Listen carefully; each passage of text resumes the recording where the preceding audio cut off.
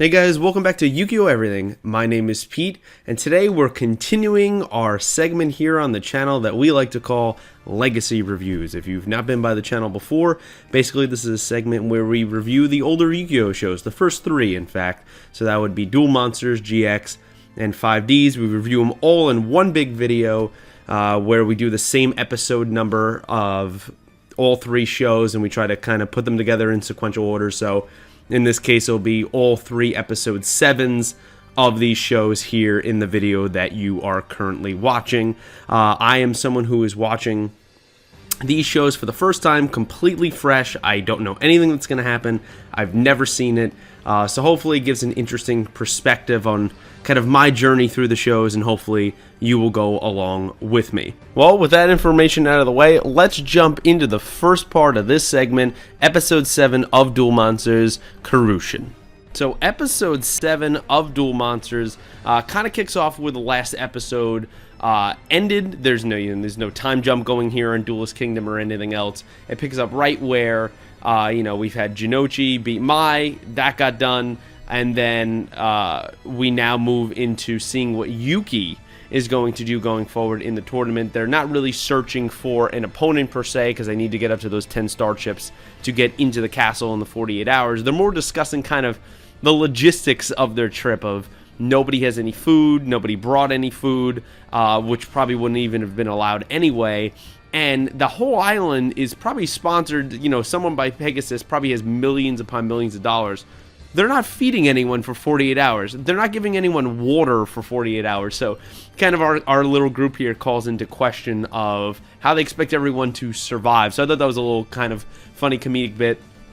It ties in the last episode with Jinochi finding he smells that there's food cooking and ends up being fish by the ocean, and they say he has the nose of a bloodhound. That's how he was able to really determine what Mai was doing with the perfumes with the cards last episode. So I really thought that was kind of a little funny bit here. But the episode is not just for them finding food. It is introducing us to probably, I'm assuming, is going to be a major character in the series going forward. He is a fisherman, kind of by trade, and we'll get more into his backstory in a minute. But he finished 3rd in Nationals, so that would be behind 2 of the characters that we already seen this season so far. One of them in being Inspector Haga, and finishing at the Japan Nationals. He finished 3rd. So we get introduced to Ryoti Kajiki. So forgive all pronunciation, not only with that, but with any of these Japanese words that I'll be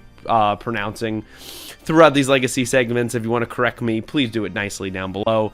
But I'm going to say, for the moment, I'm going to say Ryota is the way I'm going to pronounce it. And we meet him. He's an interesting character where he is a little goofy, he's a little corny, he's a little bit just kind of clumsy and just socially awkward. And so at first I thought the entire thing was kind of an act because he was going to trap Yuki, which is what he ended up doing. But I don't think he was acting for a lot of that. I think that was just kind of his character and kind of what he brings to the show. It's kind of definitely a more serious and more definitely a way better duelist than someone like Junichi, but someone who is not just this straight edge evil person, or even just an anti-hero kind of Kaiba, but very serious. He seems to have more of a goofy, kind of unintentional kind of way he carries himself throughout this episode. So I really did kind of enjoy having another interesting character that is,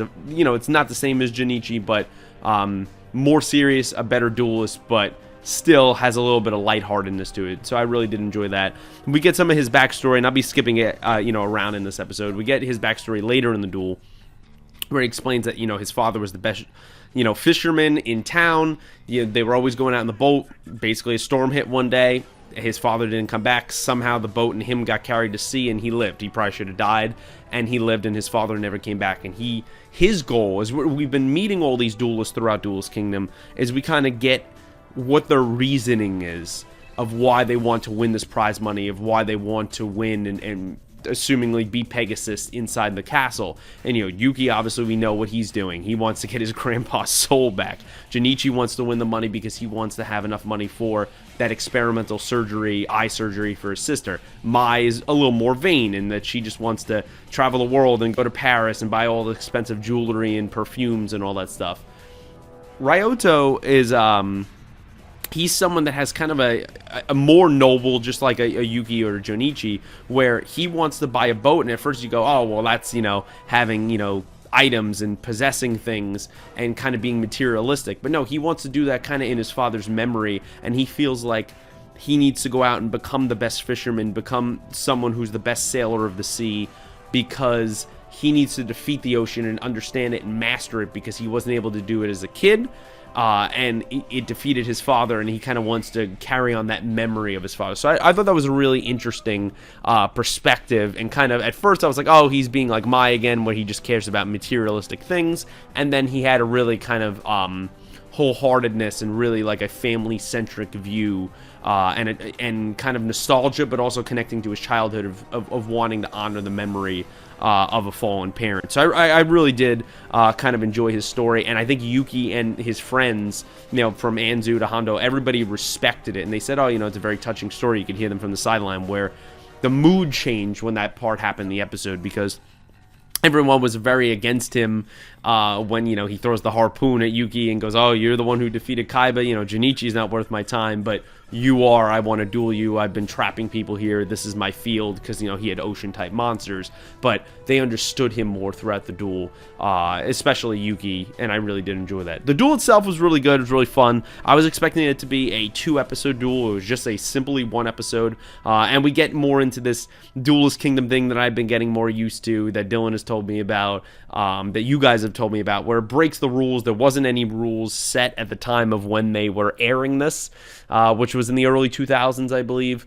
So, there's the different fields can give power-ups to each monster, so it depends on where you are, can have a real advantage based on your card types and your deck. In this case, he has a lot of ocean monsters, so him being right there on top of the ocean, and then was able to overtake 95% of the field at one point with ocean, really boosted Ryoto's cards and his monsters, and just the attacks in general. So it's an interesting dynamic when you bring that in, and then to see Yuki, he changes into his alter ego, whatever that is, and to fight back, he's really pinned down because all the monsters on, Kajiki's side of the field are hidden under the water. So it creates this interesting dynamic, this interesting technique that Yuki has to derive throughout the episode of, if I can't see the monsters and I don't know any attack points and defense points that they have, and I don't know any of the, a special,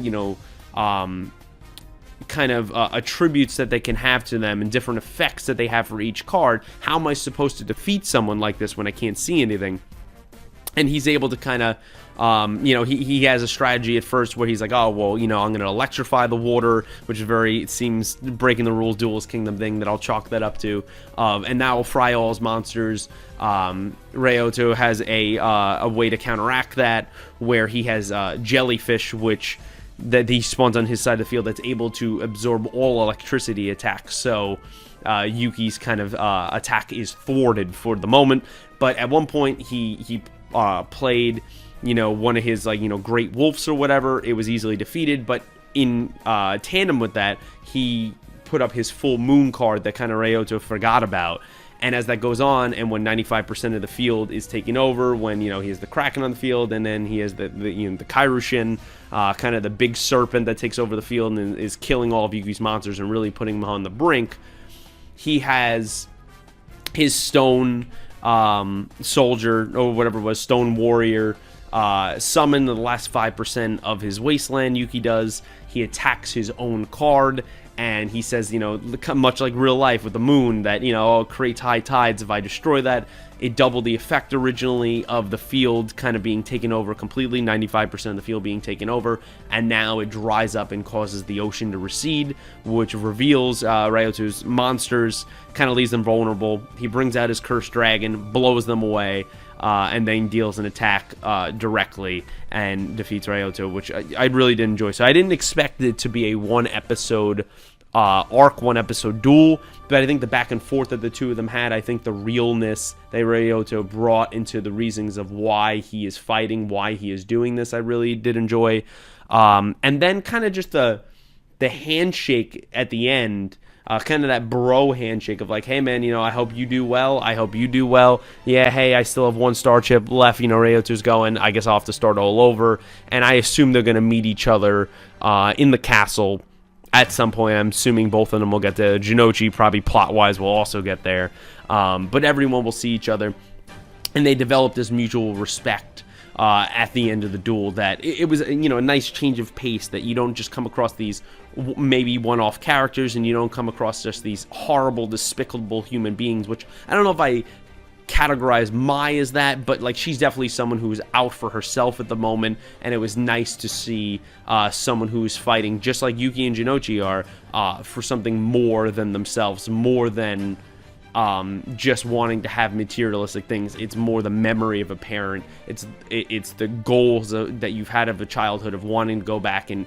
defeat your greatest fears and become a master of the ocean, become the best fisherman, and kind of live this kind of hopefully happy lifestyle once you defeat your greatest fears. So I think it was a really great message for the episode, guys. But that's kind of my thoughts here for Duel Monsters episode 7. Let me know what you thought down below of what you thought of the episode. And right now I'm going to jump over to GX episode 7.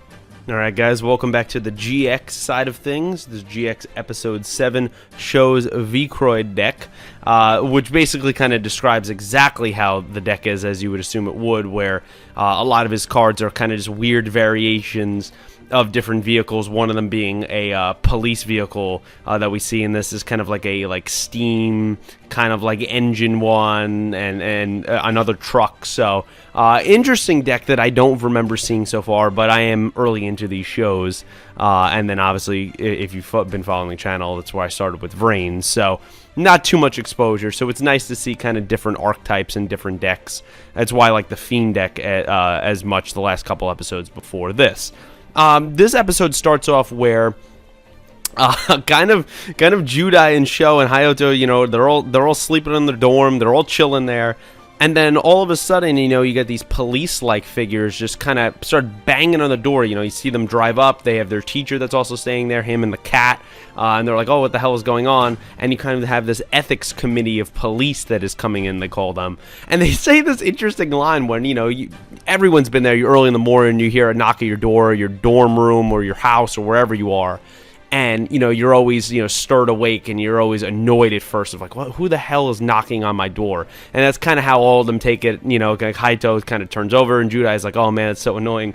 But it's interesting that the ethics committee at a school where there's mostly children here at this Duel Academy, they're like, yeah, open the door or we'll blow it open. I mean, are we using bombs here with the ethics committee here at the school? Like, I thought that was a really interesting line where I was like, okay, it's like that. All right, well, these guys take their job very seriously. But basically the reason they were there is probably Crowley, Crowley in the dub. Sorry, I started with the dub. Kronos, he is probably ratted them out. He's probably the one that he set up the whole thing of them going to the off-limits abandoned dorm the last couple episodes. He probably turned them over to the school committee here along with the headmaster, and they get brought before the board, which I don't understand why he went through all this stuff with the mercenary and everything if he could have just tricked them into going in there and then show the headmaster some footage, and that's how he could get Judai expelled. Why did he do all these lengths extra just to try to humiliate him? And with the mercenary, with the fake shadow play of the last couple episodes, try to like get him killed? Like, Kronos is a little bit serious of an individual, as we've seen throughout these the beginning episodes of the show. But the headmaster's like, yeah, you're going to get expelled. Judai is pleading like, hey, man, I'll do anything. And then Kronos obviously has to get involved and be like, well, technically we can give them, this punitive punishment of a tag team duel with him and Sho being on one team, and an opponent to be named later is going to be who they face, and that will determine whether they get expelled from the school or not. And obviously Kronos is going to make it probably the hardest possible tag team that he can figure out, so he can try to get Judai expelled once and for all. It's been his sole bane purpose throughout the first 7 episodes of the show, really since he got humiliated in the first episode. And with that being said, they go back to the dorm show and Judai, and they're like, well, we're going to have to do this. And Sho's like, well, we're as good as expelled. It's over. He's always Mr. Negative, along with Hayato, of just not believing in yourself. Hayato says, he's been held back a year. He really doesn't care about anything. He doesn't see himself as good. Everyone in the red dorms kind of sees themselves as lesser because that's what they've been told. And Judai has been breaking that mold of saying that, no, we can beat people from Raw Yellow. We can beat people from Obelisk Blue. I've done it already. And I know we can do it, and I know we can beat this tag team team we're going to face, and we're going to not get expelled for going in the abandoned dorm. And which is interesting too, of like just going to the abandoned dorm, going to off limits. I mean, that's where Asuka's brother supposedly disappeared, died, whatever happened to him. So I feel like the ethics committee there at the school, those police should be more investigating that and not worrying about blowing open doors there at the red dorm. But whatever, that's here nor there. But Sho is obviously negative in thinking that they already got expelled. And Judai makes an interesting point that I've kind of been wondering as well. Is like, hey, Sho, like, I don't really know anything about your deck, your dueling style, your skills, anything. I know how negative you talk about yourself, but like, we should practice dueling each other because we're going to have some kind of communication here going forward and seeing, how kind of our decks work together and stuff like that. And I really did enjoy that the show did not skip over that mere fact, and boom, we just go right into the tag duel, and it's like, these two are going to find out on the fly, like, how they duel, especially Judai finding out how Sho duels. And, Asuka says in this episode, like, oh, Sho could end up being, kind of a weight around Judai's neck, which is messed up, but kind of true given what we've seen so far. And Judai is trying to prepare for Sho to be kind of a complement to his dueling style and someone who can help them win and not be more of a hindrance. And they have, this very cliffside, below the cliffside duel, right by the oceans, a very nice scene, very nice setting. And it's supposed to be a friendly duel, but obviously they're trying to be serious. Judai wants them to be serious and, go all out to test their skills. And Sho is very reluctant, and he's very negative, as we've seen. Judai gets off to a pretty good start. He's beaten down Sho, and then Haito makes kind of the turning point of the episode where he's the one yelling down the Sho and saying, like, hey, give it your all. You can try. You can do this. And Sho makes the point of, like, hey, this is a guy that never raises his voice and never kind of believes in anything. And Haito even says, like, hey, this has come from someone that's been held back a year. I need you, I want you to show kind of some fight in you. And Sho goes, well, I can't let someone down, my friend down, and someone who has been so negative himself, I can't let him down. If he's willing to root very loudly for me, I can't let him down. And that leads into kind of a flashback scene where Sho goes back to elementary school, in his head, where he's facing a bully that's bothered him all the time. And he thinks he has, it's 1,900 life points left for the bully, 1,600 for Sho, and he thinks, he's fine, he's got it in the bag.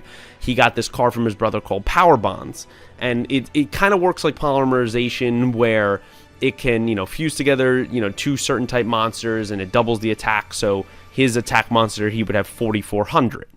And he thought, that would be obviously more than enough. He's speaking confidence to the bully, saying, hey, talking crap, I'm going to make this gorilla cry. If I end up losing, I'll walk, on my hands naked a whole lap around the school.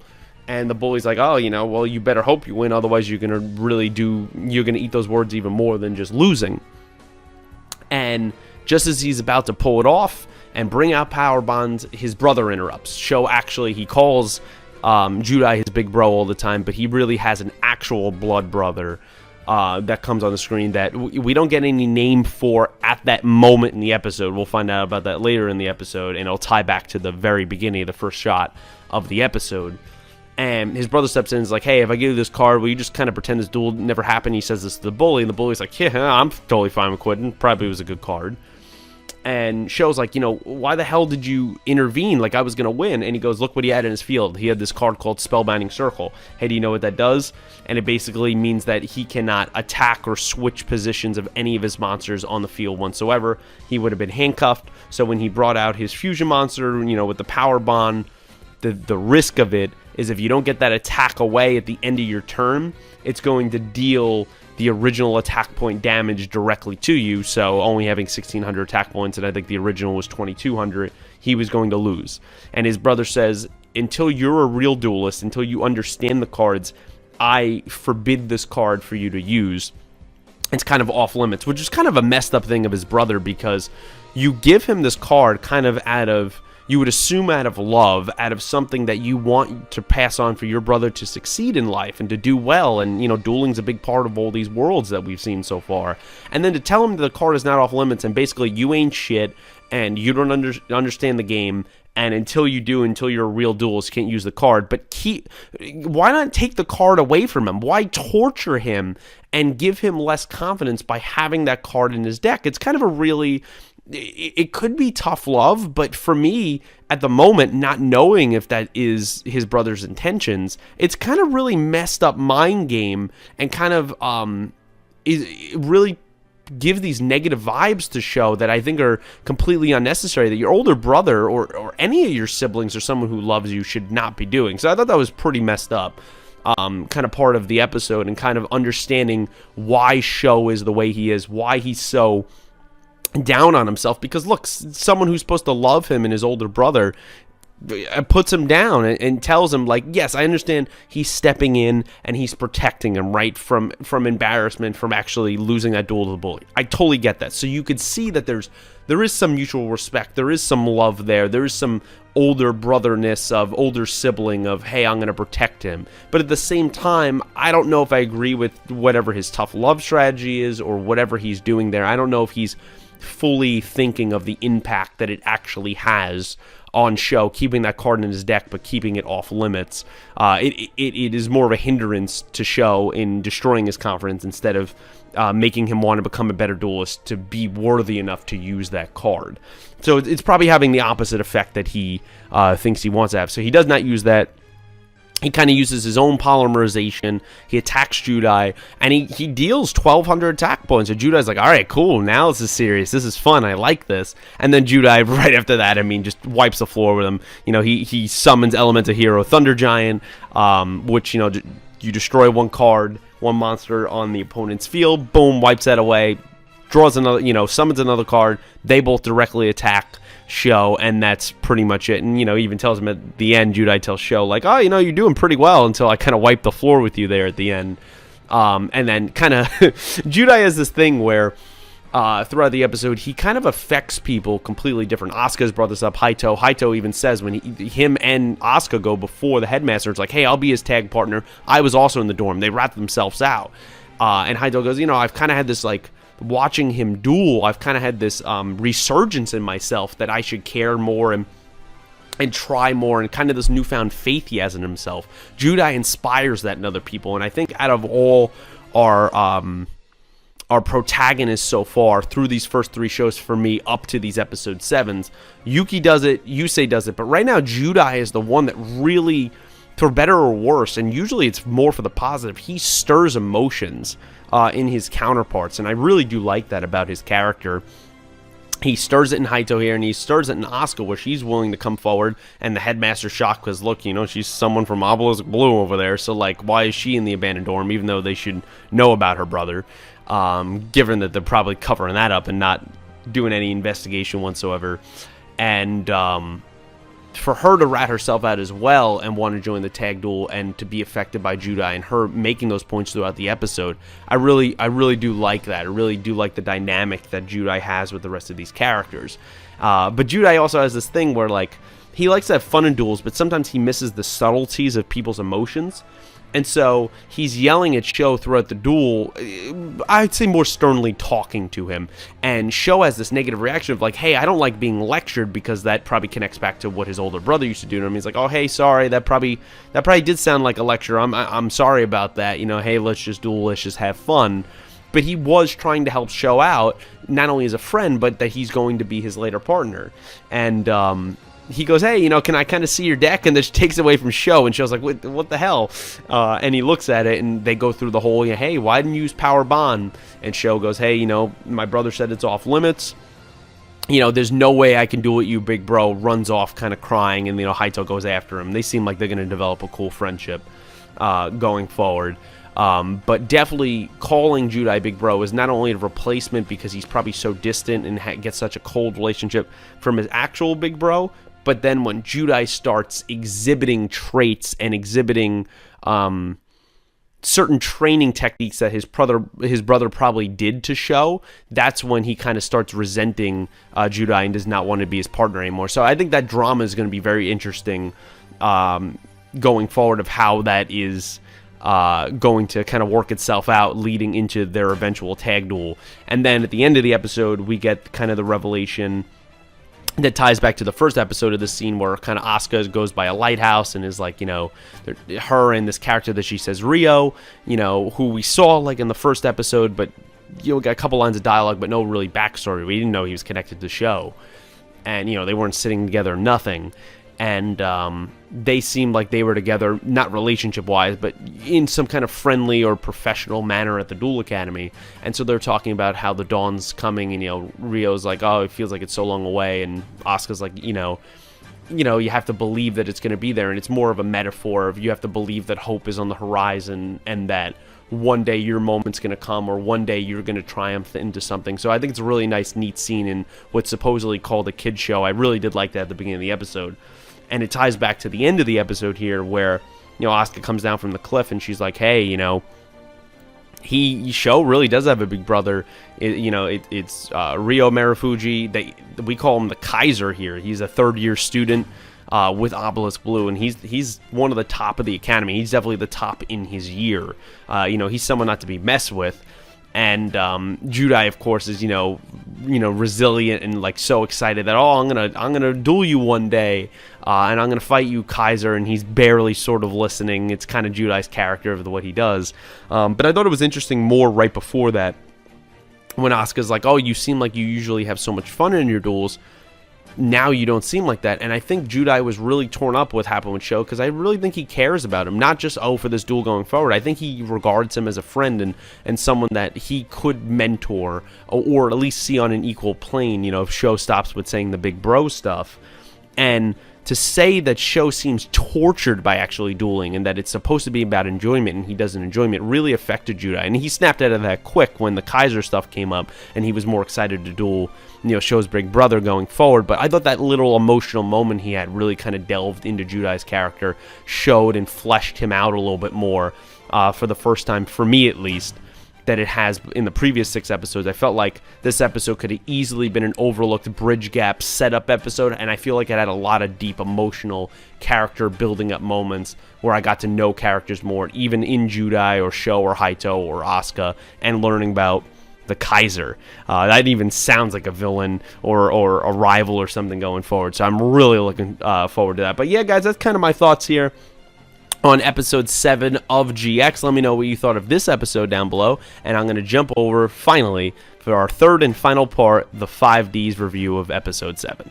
Alright, and finally, jumping over to the 5Ds episode 7 side of the review. This episode was called Feelings Towards the Cards, Crystal Skull versus Giant Ushi Oni. And again, always forgive pronunciation and kindly correct me down below. But yeah, that is a mouthful for an episode title, I would say. Probably the longest I think I've seen so far out of all these shows. But man, of 5Ds, what a goddamn episode this was. I've said, if you've been following these reviews, 5Ds has been my favorite show out of the 3 so far. There's just something unique about it. I think I like the idea of the older protagonist in Yusei, but the mystery, the dialogue, the environment, people from Satellite also existing with the Neo Domino City citizens, like it's just a very interesting hierarchy and social caste system, and I think it provides a lot of interesting details for the show.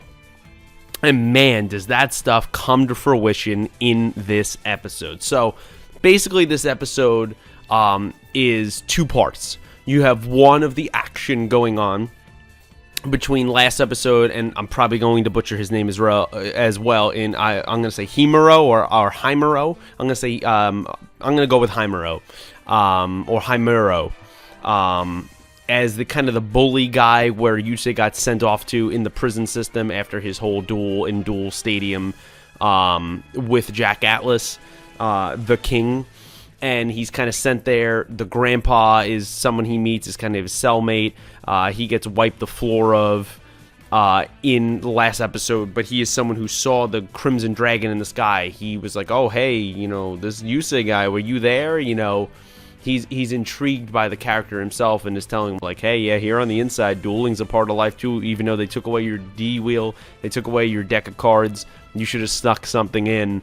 Good thing I have my deck. And he's kind of collect this random concoction of cards the grandpa has just kind of throughout the world and throughout history that don't really have any rhyme or reason to them, but someone as a professional like Yusei is able to, believe, kind of very Yugi-like in the heart of the cards and kind of get some use out of them. And literally the episode being, feelings towards the cards explains, and he was trying to explain to the grandpa last episode that, like, hey, if you believe in your cards and you know what you're doing and you trust that they're going to bail you out and you treat them right and keep them with their friends, which is the other cards in the deck, they will reward you. So, Himuro, last episode stepping all over them and making fun of the grandpa, and, Yusei doing his whole kind of sweep the leg move kind of ties into that. And I really like all three of our protagonists so far, and as well as Yusaku in the 6th show.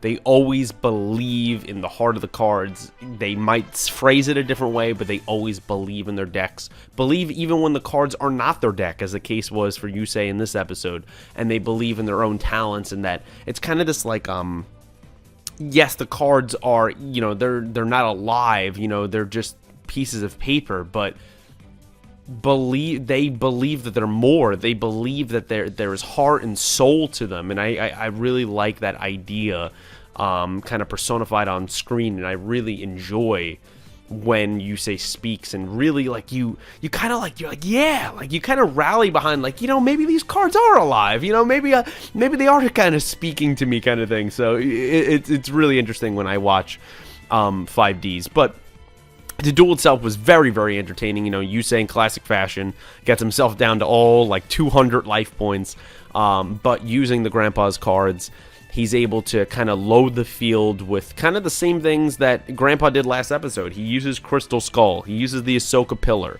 he brings out Stonehenge, and all of these things separately are not great, but together are able to form something that we'll get into later in the episode. But yeah, when they're fighting each other, Himuro, he used to be a professional duelist, as we found out last episodes. He doesn't like talking about kind of how he fell down, and he talks about that in this episode, that, hey, yeah, he used to be a professional duelist in Duel Stadium on the D-wheel. His last opponent was Jack Atlas. Jack, kind of wipes the floor with him, and then, as he's kind of down and out, Himuro, Jack comes over in classic Jack fashion and is like, oh, they said you'd be a challenge and actually provide some decent resistance to me. You were terrible. And that kind of causes him to spiral, leave professional dueling, Himuro, and he does a lot of illegal dueling. He can't get away from dueling, but he's barely winning. He's not doing his best. He's making money. Everything's illegal. And then he transitions into really drinking himself out. He probably did something stupid, and that's how he ended up in prison. And he's talking about kind of what a wasted life is, and how he's fell down that far. So kind of another life that Jack Atlas through his hubris has ruined. And it's another character in Himuro that and again, forgive me if I'm saying it incorrectly, so I hope you don't hate me. But it's another character, much like Duel Monsters this week in episode 7, where you think you're introduced to this one-off kind of BS character, especially in 5Ds. Like, I was like, oh, it's the bully of the jail, knock out the biggest guy in jail, and, you'll become kind of the king of the jail, which would be kind of a nice dichotomy, given that the king in Jack Atlas on the outside would be calling himself that if Yusei rose to the tops of the prison ranks, but that's here nor there. But you think it's kind of a one-off character, and it seems like he's going to have further implications later in the series, and he's another one who kind of got this heartfelt backstory that you kind of feel for. Much like Ryoto in Duel Monsters, you feel for what they went through, and they might come off a little bit of a dick. They might be going against our protagonists and trapping them into the scenarios that they're in, into the duels they're in, but they really have heart to who they are, and they just went through troubled times, whether the loss of a parent, or in his case, he went through, you know, tough professional times, being told he was a nobody, and that really affected him emotionally, and he spiraled downward. Everyone has been there, I would say, at their point in their life, whether for a little thing or an extreme thing, and I hope nobody listening has went through anything like that, where you go through tough times in life and you kind of just spiral, and it's really hard to stop. Even if you were something great, like a professional duelist in this case, you spiral into being nothing and you end up in prison. It can happen so fast, and it's always important to take care of your life and watch where you're going, and to keep yourself measured, I would say, and remember and believe in who you are, kind of believing in heart of the cards, as they talk here, as Yusei talked. And I think Himuro kind of got that lesson by the end of the duel. So I really enjoyed his backstory, really liked this character way more than I thought he would, because I just thought he'd be a one-off kind of dick, you know, bully. I really did like his character by the end of this, and kind of another handshake at the end, just very much like Ryoto did with Yuki, of, you know, helping each other out, and that there's going to be more history between him and Yusei going forward. But, you know, the duel itself of summoning all three of, you know, the Ahsoka pillar, of the crystal skull, of the stone heads, you can create like triangle O, and that basically wipes the entire field of everything that's on the field, and deals the damage to the opponent that would have been dealt by those items, because Crystal Skull deals 1,000 damage or whatever once it's summoned in defense position to the actual person that's summoning it. All of them have kind of those caveats in the Grandpa's deck, but in this case it sends that back at Himuro. And he had a perfect field, as he called it. You know, he had that web castle, whatever, that like knocks off half the attack points if you decide to attack him. He had Mirror Force, a classic card, where if he's attacked, that attack goes right back at the opponent and deals them that damage directly. He had, I think, a trap card. I forget what it was called. It was like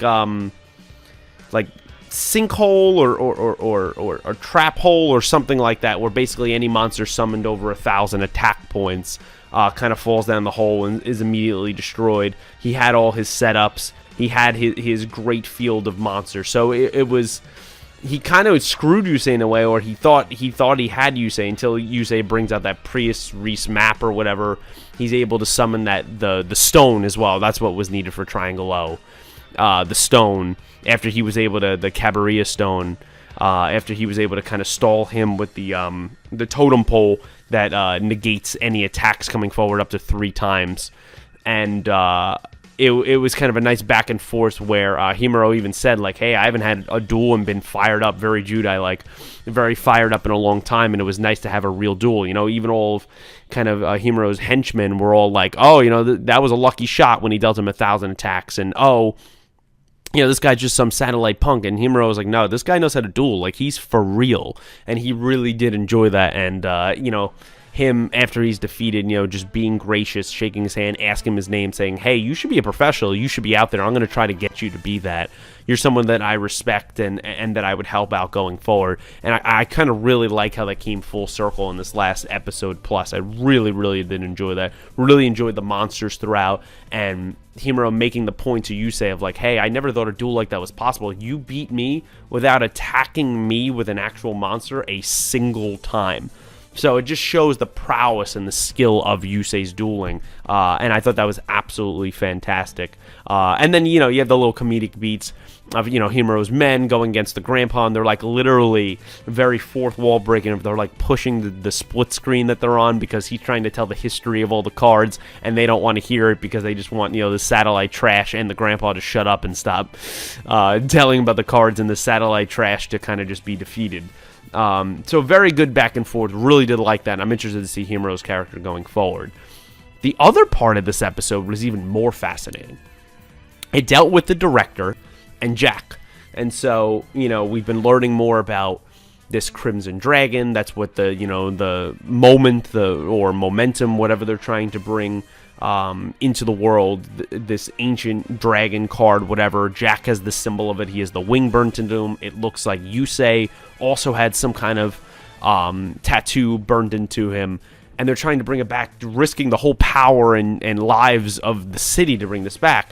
And the director brings Jack to a very mansion that has apparently infinite floors. And he brings him down to a dark elevator, and Jack, being a very measured individual and someone who's always very calm, has to be told by the director, like, hey, calm yourself, stay calm, you're safe, nothing's happening, because he's kind of freaking out. I mean, wouldn't you be? You're brought down there by, even someone that you supposedly trusted, your handler, your boss, however he views the director. He's definitely someone who gets handled by the director. But the director's made it clear that he needs the king. They put him in this position and treat him with such lavish royalties because they need him. And we see why in this episode of why Jack, or we get at least the first glimpses of why Jack is so important, or why they at least think he's so important. So he goes down to this kind of like ancient, dark, kind of like Aztec, very Indiana Jones-like temple that seems like it's like 500 floors below the surface of the mansion that they were in. And you get this very, like, Aztec-like temple that they see before them. I mean, they even say that they say it's pre-Inca, so maybe it's an Inca temple before them. It's somehow housed underground, whether it's there, I'm assuming it is, but also there's this, like, weird simulations that the director is using. He kind of can go show images of the past and the present. Like, it's very weird. So maybe it's part real and part green screen going on there. I don't know. But it's for demonstration to kind of key Jack in on what's going on here. And he says, hey, I'm part of a group. My name's Rex Godwin, so we get his name. We get the director's name for the first time here in the first 7 episodes. And, hey, I'm part of this group where I'm this, like, star guardian. I'm this person that works for this group called Yliaster. And that word literally meaning, they said, the first matter of all things. And, hey, anyone who's in Yliaster, all the people that run your government, that run your transportation, that run your finances, all the important things in society, yeah, that's someone who's sworn allegiance to Yliaster. So very, very Illuminati-like, of kind of a secret society that controls society, a secret group that controls society. That's exactly what Yliaster seems to be. And they kind of claim, or at least Rex Godwin here is claiming, that it's for good reason. Of, hey, pre-Inca, over 3,000 years ago, listen, we had the people, that lived in the clouds. Now, I don't know if he means that, like, figuratively or literally, like the city was built inside the clouds. I don't know. You guys can let me know down below. It kind of seemed like that. But, everything was peaceful. They worshipped a god. Everything was great. And then he goes, as it comes, human nature, war happened, and things turned bad, things turned evil, and so they prayed to a god, that god being the Crimson Dragon. He came down and he kind of sealed all of the evil inside of the ground. And he says at the end of the episode, like, hey, this evil here, that is your poverty, that's your war, that's your human, basically selfishness. And it's coming to fruition again. That it's much like rainwater going to the ground and eventually coming out. It's coming out again, and the reason why we're doing all of this is we need to resummon the Crimson Dragon. We need to bring him back to save us. He's our god, they regard him as, and we need to save him. And he shows, the evil in the ground, all these markings, and Jack goes, oh, the Nazca, whatever, however you say it, lines. It's something that I don't know if Jack knows or it's well known around the world, but Rex Godwin talks about how this is a worldwide event. It's not just one place. It's not just Neodomino City. He says that Neodomino is the last utopia on Earth, which I really thought was an interesting premise. And I guess the entire city, the entire idea of the city has been secretly built by Yliaster, by this secret group, the secret society, of trying to bring back their god. They believe everyone's kind of god, everyone's at least savior, to save them from this evil being that is supposedly going to be resurrected at some point. So I would assume that will end up being our final main villain of the season here. I believe the season is 64 episodes, so we'll see here. But very interesting, huge, and I mean huge plot details that are revealed throughout this episode. And I like how he goes like, hey, Jack, you're someone who's called the Signer. Okay, you have the wing of the Crimson Dragon tattooed on your arm. And I assume by Signer, means literally that, he says we're searching for people around the world that have this. One of them, I guess, could be Yusei, because, now he has that marking. And I guess he has to probably get all of them together to kind of maybe resurrect in some kind of ritual the Crimson Dragon. So we got a lot of interesting plot detail throughout this episode, and I wonder what Rex Godwin's intentions are. Is he for real? Because I'm not saying that everything that he is saying is bullshit. I don't think anything, honestly, he's saying is bullshit, but is he not telling us the full story? Is he somehow associated with his evil god, and he really wants to bring that back and not the Crimson Dragon? Maybe all this is a ruse. He has to, I would assume, have some kind of ulterior motives, more than just saying, hey, the people from the sky, the people from the stars, those are going to be the people that save the world, and hey, you're one of them. The one in the Nazca lines or whatever, that evil god that is there, you are going to be someone that helps save that before this. We're preparing for that evil god to resurrect, and you're going to be someone who kind of saves those moments. I don't necessarily trust Godwin, but I really enjoy kind of the back and forth with him and Jack in this episode, and giving Jack has been probably my favorite character outside of Yusei in the show so far, and giving him this direct purpose of this lineage that he has, I think can really be interesting storytelling, and I love the excitement it brings for me for the season going forward. But yeah, guys, that kind of wraps up my thoughts here on all three episodes, episode 7s of Duel Monsters GX and 5Ds. Let me know what you thought about each and every episode down below, whether you're watching all three with me again, maybe you're watching them for the first time, you're just like me, you're a very latecomer to the show, to all of these shows, or maybe you're someone who's kind of just reliving the nostalgia and you haven't watched it in many years. Whatever it is, please kind of join me on this journey, even if it's for just one of the shows. There'll be timestamps down in the description below, so you could always jump to those and just pick either whether Duel Monsters or GX or 5Ds if you're just interested in those episodes. Whatever it is, I appreciate your support. I love doing these legacy reviews, and it's a whole lot of fun just kind of experiencing shows for the first time, but shows in another language and in the anime side, something I'm not very familiar with in all the shows I watch. This is kind of the beginnings of my anime. I really only watched, Dragon Ball and Digimon growing up. So now to transition over to Yugioh and watch these shows for the first time and understand why you guys love them so much is really a real treat. So please let me know all your thoughts down below. As always, I say in these legacy reviews, please do not post spoilers down below. If you post spoilers, I can't talk to you guys. I can't read your comments and get your feedback and give feedback to you guys as an audience if I see spoilers down there. And it kind of ruins it just for me and everyone else because it won't be a genuine reaction. I'm not going to fake it. I would just tell you right off the bat, like, hey, I knew this was coming because someone spoiled it down below. So please be courteous with that. And just either post, your thoughts of what you thought at the time, if you've seen the episodes already, or if you're watching them for the first time, obviously you're fresh, you don't know what the hell is coming, or just what you think of my thoughts and my predictions and where you think my theories are going to go on the show. But guys, that'll about wrap it up.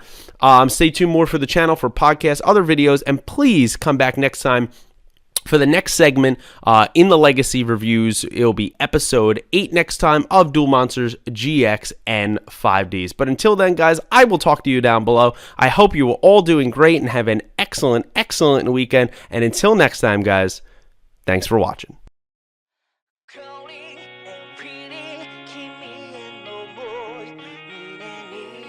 Someday